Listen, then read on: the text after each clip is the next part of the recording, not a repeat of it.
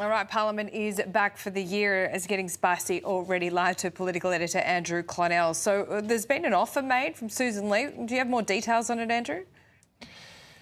Yeah, the Liberal Party made an offer that the coalition could reform this week. This is a note, I've got it, on the basis that certain conditions be adopted, including 1, shadow cabinet solidarity reaffirmed by both parties. 2, the 3 senators, who are Cadell, McKenzie and McDonald, are unable to rejoin the shadow cabinet for a period of 6 months, with this suspension expiring in July 2026. I thought they might try this. I thought they might try 3 months, Laura. They've gone for 6. 3, agreement that neither party room has the ability to overturn any decision endorsed by the coalition shadow cabinet. 4, portfolio arrangements.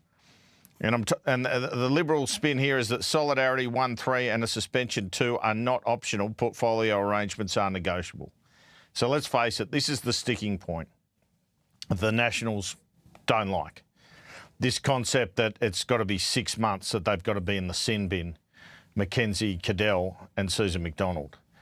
And, you know, what a situation for Sussan Ley. So her opponents in the Liberal Party will criticise her if she caves on this and she gives them back their posts, and they'll say we need a new leader because of that. And her opponents in the Liberal Party will criticise her if she can't do a deal with the Nationals as well, and say that's a reason she should be replaced. And you can bet if Angus Taylor gets the job, he'll give those Nationals their portfolios straight away. So I guess what I'm saying is, as the situation currently stands, from my analysis, Laura, Sussan Ley is damned if she does and damned if she doesn't.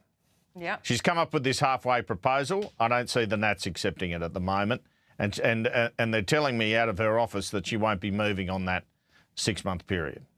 Let's see. So a couple of questions here, and you may not know the answer to this, but they're going to come thick and fast, is, OK, so they're benched for 6 months. What happens practically with their officers? I mean, do they lose their staff? Do they lose their entitlements for that time? And what about Bridget McKenzie in this new offering, the restating of the rules, essentially? I mean, in Bridget McKenzie's statement, she seemed to understand that there was solidarity in the shadow ministry, but she went against it anyway. Yeah. Well, in terms of the staff, you could put them in the acting shadow's office, couldn't you, and then reinstate them? So that's easily solved. I just think the Nationals don't want to admit that they're wrong in any way, shape or form, or they've done the wrong thing. There's been this conjecture, was it a proper shadow cabinet decision that was made that they acted against? That's Little Proud's contention, but they did resign. They did write letters of resignation, and the things they said on the day, including Ross Cadell to you, Laura, do the crime, do the time, suggests to me, you know, admission of guilt. And so, yeah, I think for punters out there looking at this, for viewers, I just think, oh, this is all very silly, isn't it? Really? I mean, you're letting them back, but you're letting them back in 5 months' time, July. So what kind of point are you trying to make?